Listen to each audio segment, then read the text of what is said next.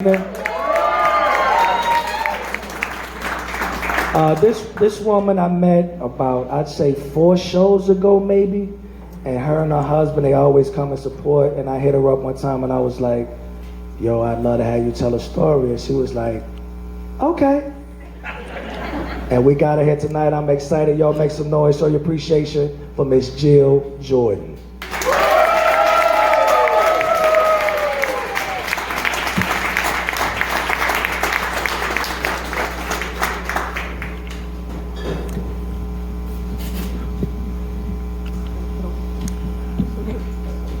Hi, everybody. Hi. This place looks different from this side of the mug. All right. Well, 9 years ago, my husband Larry and I decided we were going to change our lives. We decided that we had enough, but what really is enough? It's hard to know. Enough money? Is it enough stuff? Enough security? Enough happiness, peace, or complacency?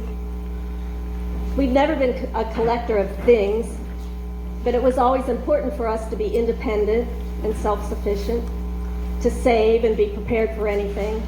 We really like to have all our bases covered.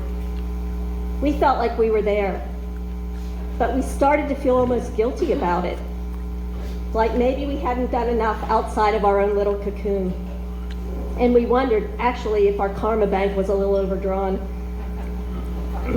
So we quit our jobs. We sold our house. We gave away over half of our stuff.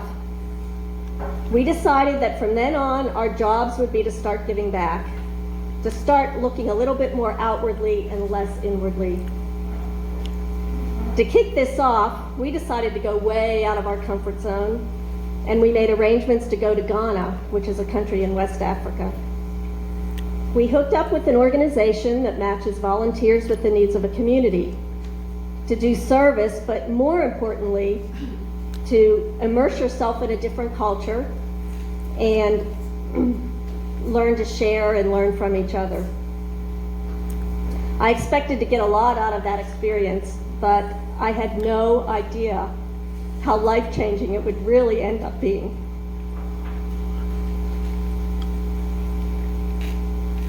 We were placed in a remote fishing village in the middle of nowhere in Ghana. Most people that lived there had no electricity and no running water. There was no industry, no infrastructure, and no services. Religion was enmeshed in everything they did and part of their daily lives. There were some shops in the village, and they had names like the Jesus Saves Fabric Shop and the Come to Jesus Digestive Shop. That's true. There was also a bar there called Obama Gardens. Yeah, Obama was finishing up his first term about then, and he was known in Ghana as Africa's son. It was kind of a big deal there.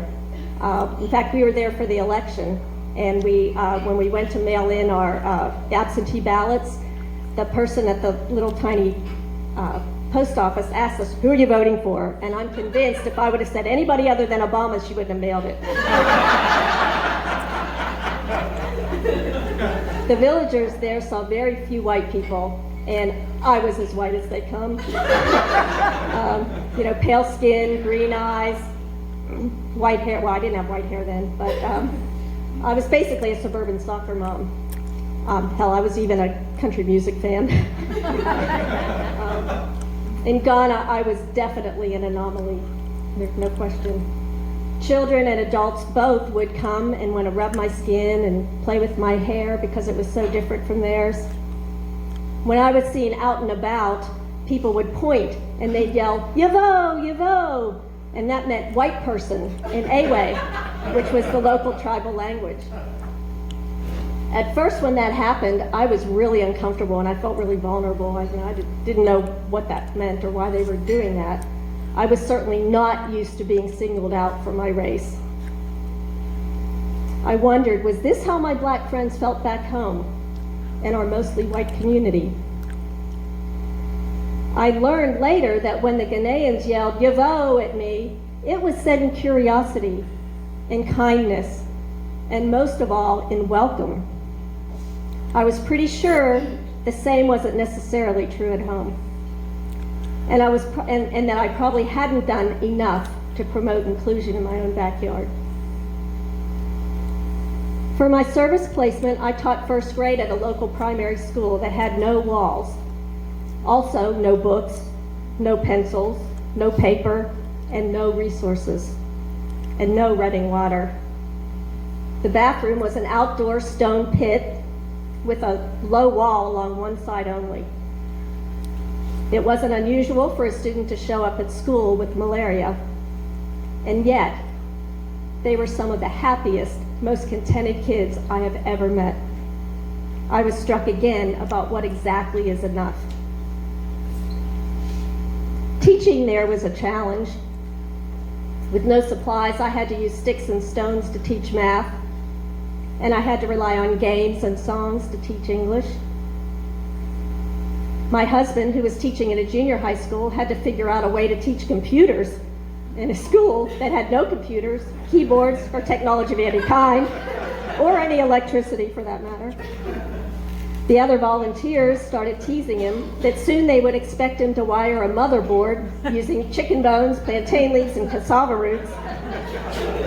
They started calling him MacGyver, or Professor from Gilligan's Island, if you're old enough to know what that is.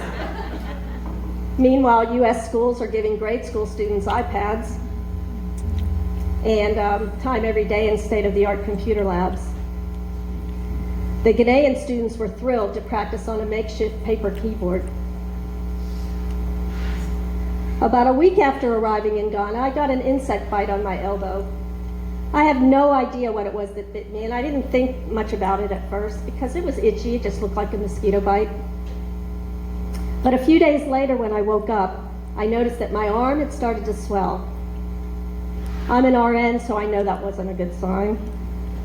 After talking to our local contact, McCoffey, we decided I should go to the local hospital to have it checked out.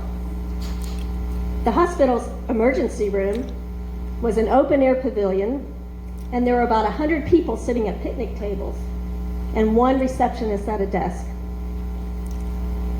The 100 people were waiting to be seen. We waited there for quite a while until we were finally told, well, there's no doctor, and there might not be for several days. Apparently that wasn't unusual. So we decided we'd just head back to our home base. As the day went on, I started to feel worse, and I developed a fever. My arm was continuing to swell, and it soon was about twice its normal size from my wrist to my shoulder.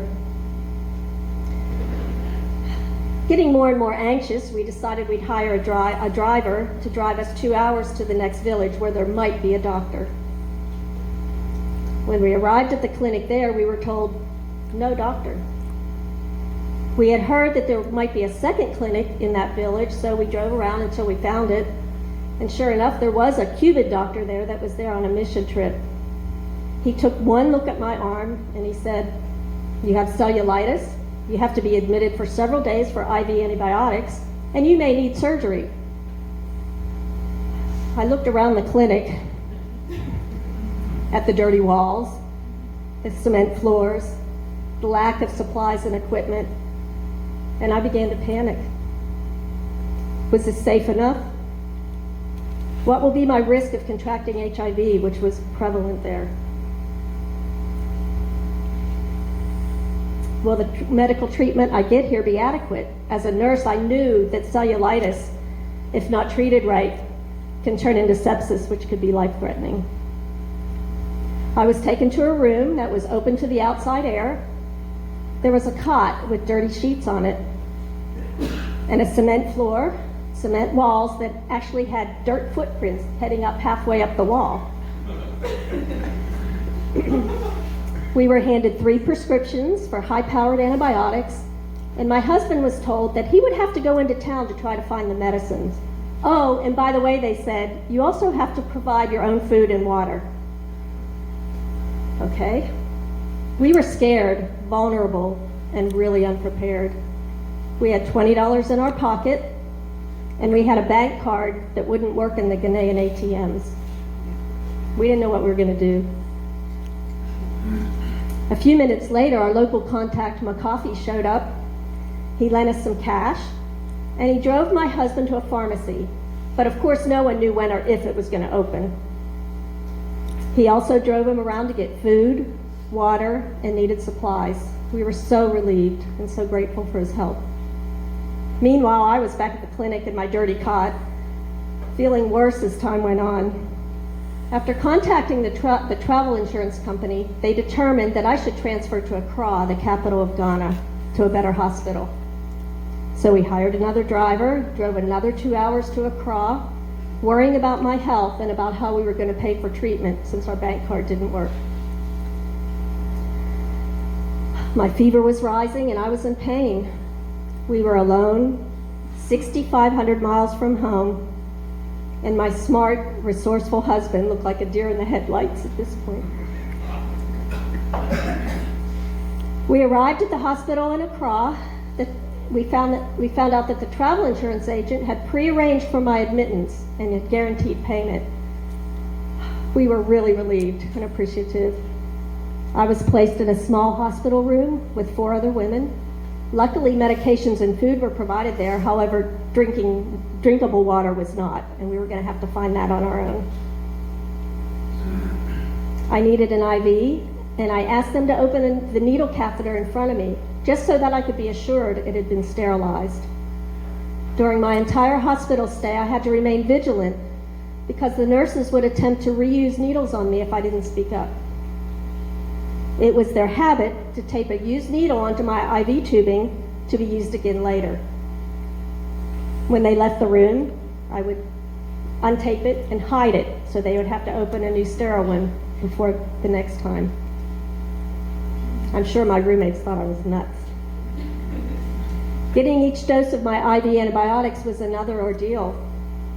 They would give them to me undiluted by pushing them directly into my vein, causing my veins to burn and collapse. When I tried to explain to them using my smartphone how it was supposed to be diluted and then given over 30 minutes time, they said, "Yeah, we know that, but we don't have the time or the equipment to do that correctly." So as a result, I had 10 IV sticks over a period of a few days, and all the veins of my forearms were damaged. Plus, I was always afraid of developing a reaction to the rapid dosing of such powerful medications. I was constantly stressed out. I wasn't sleeping. I wasn't eating much. And when I saw myself in a mirror, I didn't recognize the person staring back. Stress really can do strange things to your brain. After being in the hospital a few days, 3 of our fellow volunteers from our home base hired a driver and drove the 4 hours to Accra just to check on me.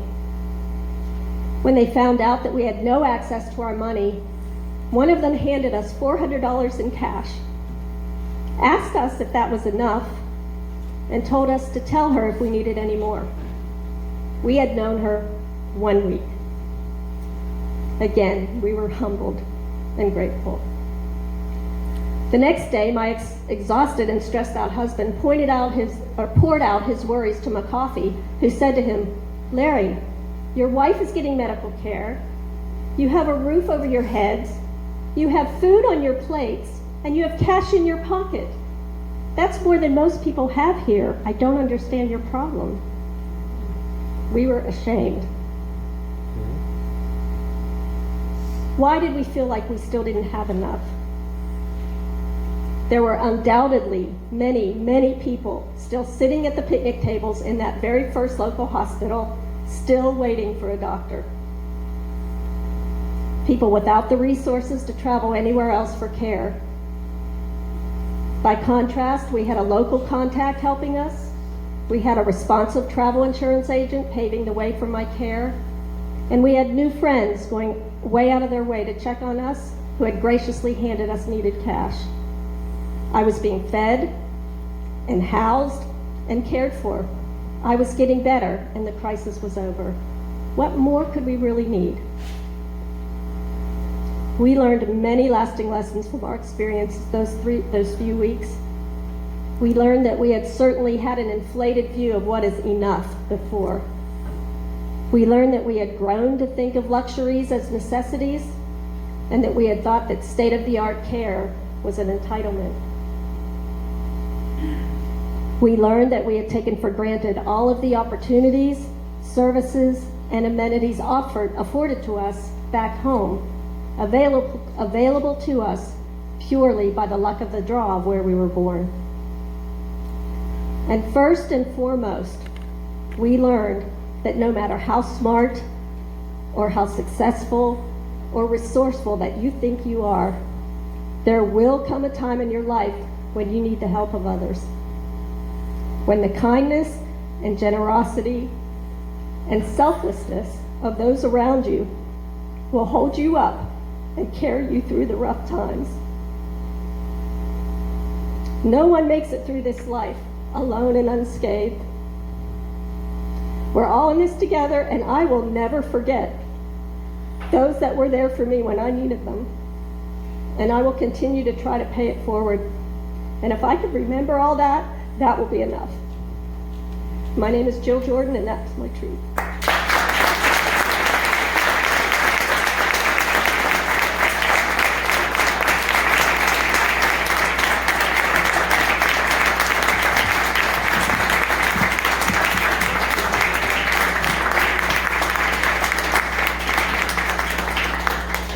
Everybody, that was Miss Jill Jordan.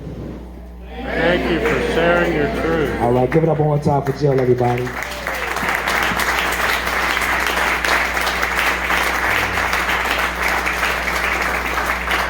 Coming up to perform a set inspired by Jill's story was a very funny comedian. Let's make some noise for Josh Johnson.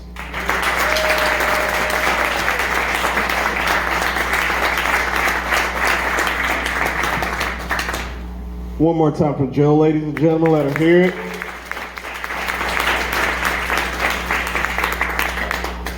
Man, all right, this one's going to be a little hard. I've done several of these shows, all right, and none of them were very easy because a lot of people come over here with like super heavy shit, all right.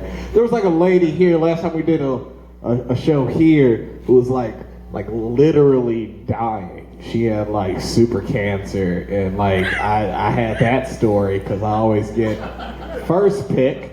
But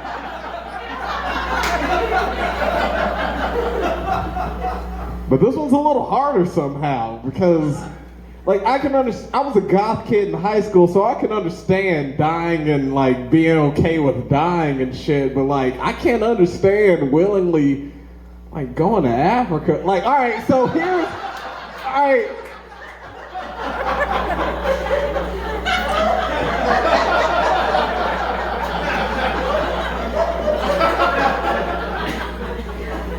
Give it a minute. All right, so my older sister's boyfriend is African, and he's been an asshole to me for like the last 10 years. And I was like, all right, so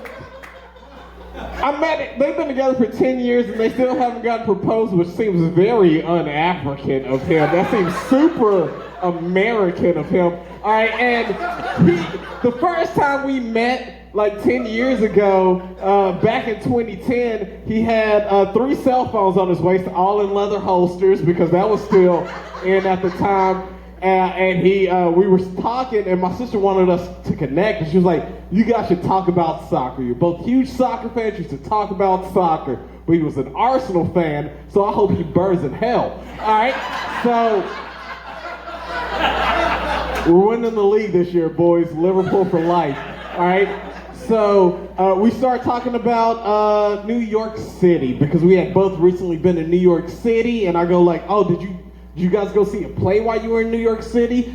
Because around that time, Bruce Willis was doing the play Misery, an adaptation of Misery by Stephen King on Broadway, and he was James Caan's character. So I was like, you have to go check out this musical. It sounds fucking insane, because I don't want to look at a musical. All musicals are gay. I was like, all musicals are gay? This is as far as we're going to go with this conversation, bro.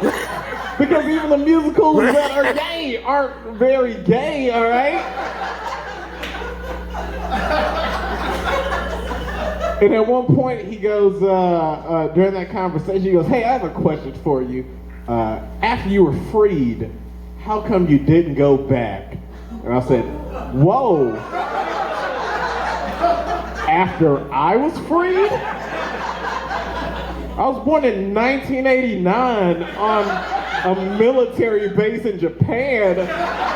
What are you talking about? Go back to what? I don't know if you remember the people who went back, but they founded the country called Liberia, all right? And Liberia is pure bullshit. It is every election that Mississippi has ever had, but it's black people pulling the strings. It don't make no sense to me.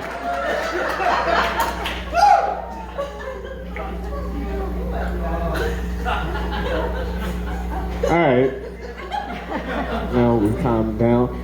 It was a bitter story about having to go to a hospital, having a bite where the point of origin made no sense, but it made sense to me because once in the 7th grade, I ate so much peanut butter over the course of the summer that I made myself allergic to peanuts. I need you to understand that this was not an allergy I had, and I was scooping this shit out too. There was no crackers or bread involved. It was a deep spoon. Big elbow on this spoon. Maximum PB coverage, all right? I was just scooping this into my mouth while I was playing Warcraft because it was 2005 and I was alone, all right? I had this rash. It started on my hip. It slowly spread up my ribs like a douchebag tattoo, and then made its way to my neck like a douchier, baggier tattoo. All right, and it burned whenever it got a little bit hot in the room. So I always had the air conditioning on max and a fan pointed at this side. And if it dropped a degree, I was basically a Batman villain. I was Victor Freeze, all right? I was Mr. Freeze. I could not be in the room lower than 32 degrees Fahrenheit. And the doctor said, well, put this topical cream on and stop eating so much peanut butter. And I go, is there an alternative for... Not the cream, I'm cool with the cream, but I'm kind of on this peanut butter kick right now.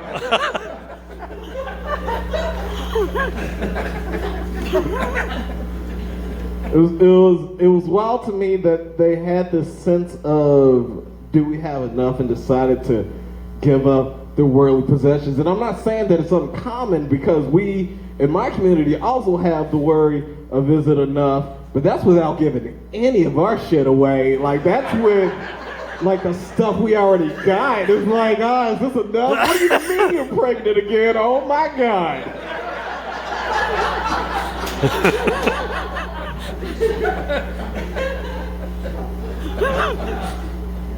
It's always nice to depend on the kindness of strangers, though. Like, to have that, like, safety net. Because sometimes the strangers you meet in your life aren't going to be as generous. Sometimes the strangers that you meet in your life are going to make you talk to a therapist for like 6 months straight about this one incident that happened to you in Flagstaff, Arizona. I'll explain, all right?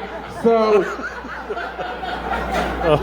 a couple of years ago, I've been doing stand-up comedy for about 10 years, and clearly it's going well because I'm still in my hometown, but I've been doing stand-up comedy for about 10 years, and then about 3 years ago, I had what we call in the industry what's known as a nervous breakdown, because I have bipolar disorder, and I didn't know that before, but I don't have the fun one with like the paranoid thoughts and shit where you start boarding up your house because you think the FBI's after you. I have no self-esteem. Nobody's after me, all right?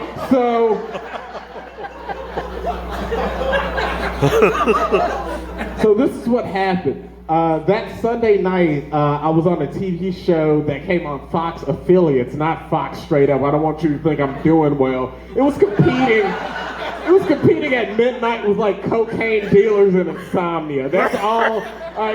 So I saw myself on TV Sunday night, and like I don't know how to describe it to you other than like you ever had one of those like audible hallucinations where you hear something like somebody screaming real loud and you do a quick turn and there's nobody there. Like it was a twig that snapped in my head And in the morning, when I came to, all of my stuff was packed into my best friend's car, and we were headed west out of Texas. I was like, fuck all of this, I gotta get out of here. And I headed west, and I headed north, and I worked on a pot farm for a while, which sounds cool on paper until you get up there and you realize that you hate hippies.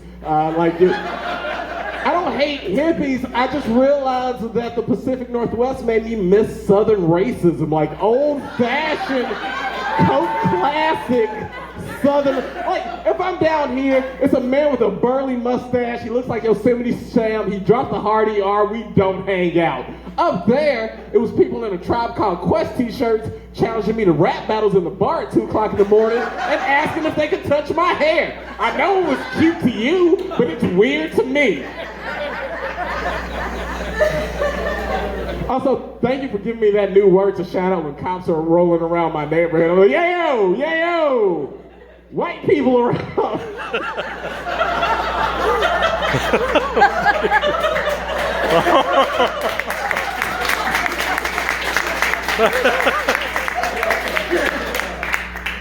We're having fun here. All right. What was I even talking about? I don't know. So I started to think, like, doing stand-up comedy, especially locally, and if anybody in here has ever been involved in, like, a music scene or an art scene, and you're, like, locally, wherever you grew up, you know that it can be kind of contentious. You can have, like, a lot of battles, a lot of egos going back and forth, and I was always the exact opposite way. I was like, why is any of this stuff happening to me right now? Like, I was going at a faster pace for my time doing it than other people. I was like, why is this happening? This shouldn't be happening. So I immediately started going like, well, this is the Big Truman Show, and this is all a big fucking punked on me. Ashton Kutcher's gonna come out in a Von Dutch hat. He's gonna be like, we've been pulling this since 2005. That's why I'm wearing the hat still. That was the fashion.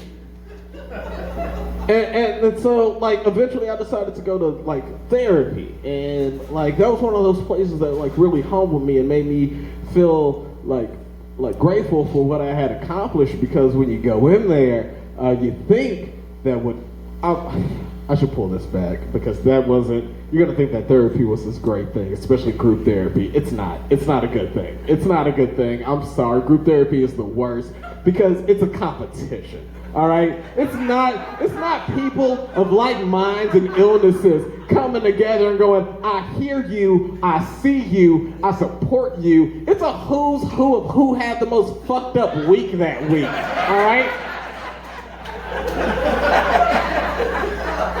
All right, so I did my group therapy after I came back to Texas, and I did it at JPS. I did it at John Peter Smith, which is the Ghana of hospitals. All right, so.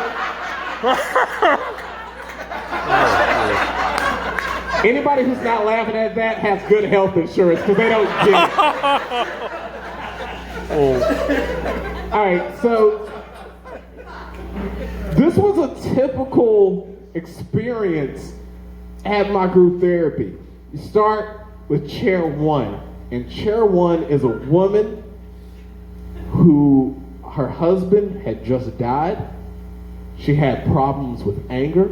She was going through severe depression. She was a 70-year-old Chinese woman, all right? Her and her husband, who was a white dude, had been married for the last 30 years.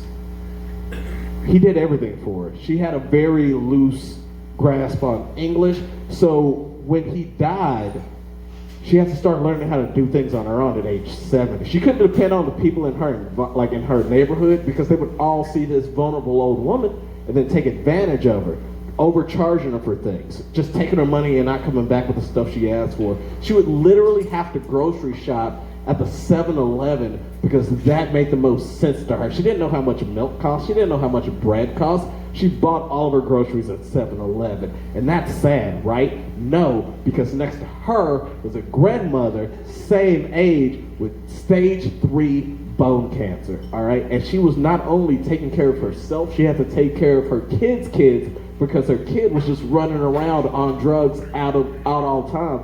And she's frustrated because she's worked her entire life, all right, to take care of herself, and now her body's not working the way that it used to, and that angers her. And it angers her that she feels like she didn't raise her kid properly.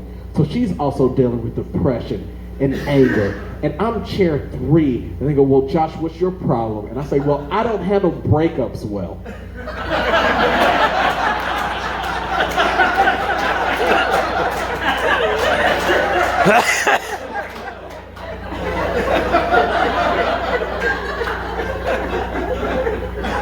I just wish you would have skipped me or let me go first, or...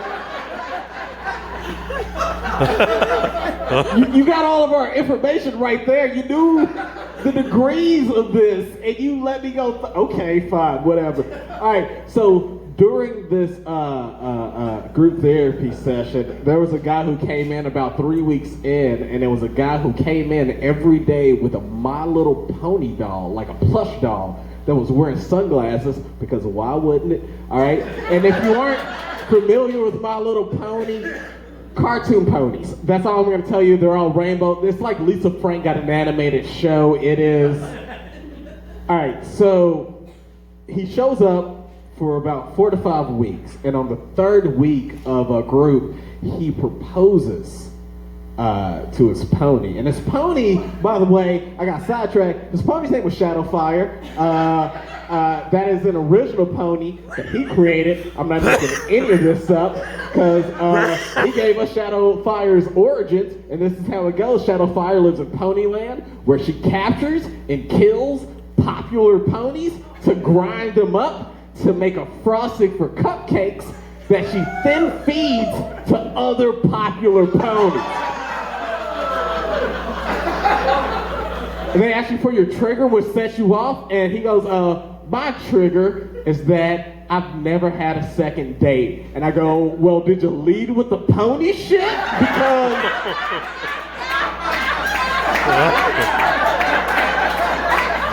that's like 3rd date material, dog. You gotta make sure you're down. All right, so about 3 weeks in the middle of group, he proposes to Shadowfire. He gets down on one knee in front of other living human beings and proposes, and she says yes, because what else is she gonna say?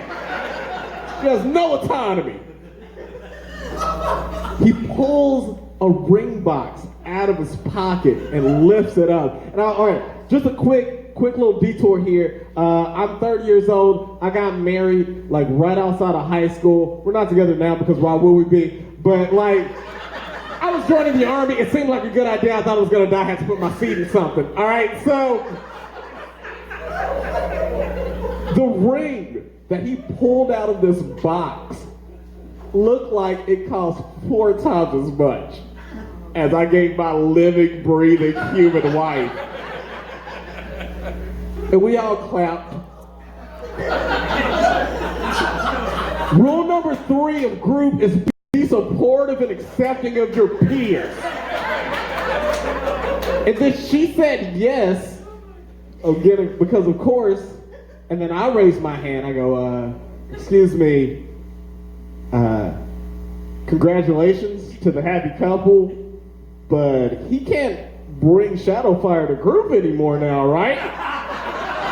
And she goes, why? I go, well, rule number 7 is no friends or spouses are allowed in group therapy, and I don't want this messy bitch knowing all my secrets. Thank you guys very much. I've been Josh Johnson. Enjoy the rest of your night.